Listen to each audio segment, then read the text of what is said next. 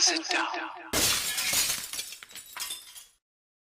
Hello folks, Colin here, Vesta 67's workshop.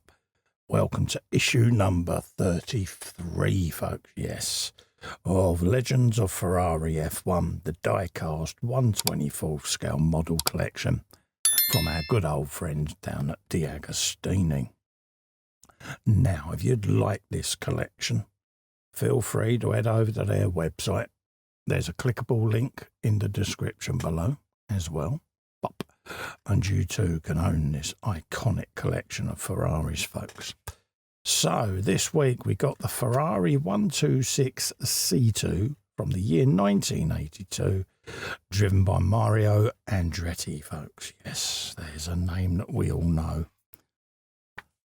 So first up, you got dealing with adversity there.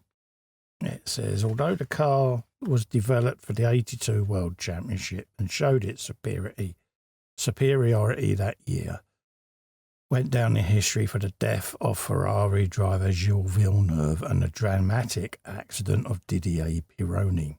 The Maranello firm lost the opportunity to win the title but retained the constructors' title, which it won, thanks to the work of Patrick Tambay and Mario Andretti. Yes, folks, what a loss that was, them two iconic drivers. So sad.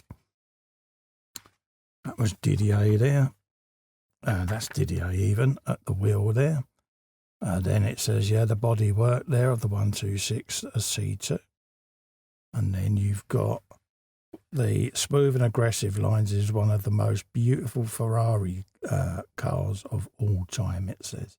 And this is driven by Patrick Tambay, folks. But yeah, it's very distinctive looking. There's the interior there, the aluminium interior, all the chassis section and everything there. What we would commonly know now as the survival tub or survival cell. There you go. Beautiful looking cars. Very low slung. There's Mario himself, looking deep in thought there. There's a breakdown there, briefing on the car itself. But look how, yeah, does look rather sexy, I must admit. I certainly remember seeing that doing the rounds as a youngster. Date of birth and everything there, a little section there on Mario himself of his career stats and all of that. Not how many world titles he won in 78 there. And then there's a few magical days there at the Della Roggia chicane during the Italian Grand Prix. Says despite pole position, he had to settle for third place due to a throttle failure. He thus achieved his 19th and last podium in F1. There you go. So that's the magazine done, folks. Let's bring in the model. There she is in all her glory. They arrive in a protective display case, and I've kept my slip cover on like I always do whilst I'm filming. So let's take this out of the case. Get it on the bench. We can have a looky look at what we've got this week, folks. And there she is, folks. Look at that. How beautiful does that look?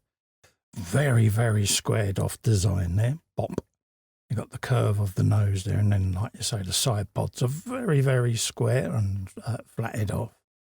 So that's the top-down view there, looking down into the cockpit and the engine area. And then we turn her over sideways and see how flat the bottom is there.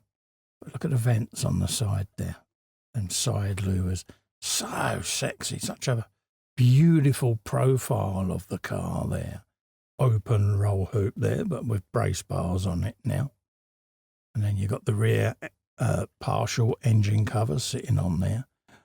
Sponsors all along the side there beginning to appear. And the golden chrome wheels. Got the chrome rear wings sitting there. Again, the nose there, looking rather bulbous, coming towards you in the mirror. Must have been quite frightening. And then the view inside the cockpit there with the steering wheel. No buttons. Still got a manual gear lever right down in there. And then, as you can see, the fire extinguisher right down by where the driver's knees would go over the top of that. And then his feet would go right down into the front of the car there for the throttle and brake pedals and the clutch back in the day. Little 5-point or 4-point harness back there, as you can see. And yeah, look at that. Well, actually, it would be a 5-point. Another belt would have come up there, I would have thought. But there you go. Then you've got your brake ducts there, sitting there all exposed, sticking out quite a way there, your front suspension. And then obviously the opposite view on this side with your side louvers looking rather prominent there.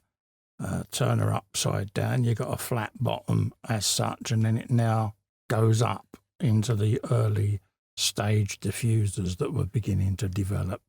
And they started to cover up all the underneath with the exhaust exposed and that. They moved them upwards up here and covered everything up just to try to protect the inside or the underside of the car. Also just to get the car to be sucked down back in the ground effect days. Absolutely stunning.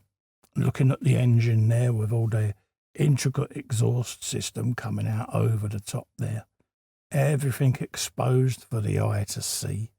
Gone back to outboard brakes there, moved them back outside. Big old raised brake ducts there. But what a beautiful looking car.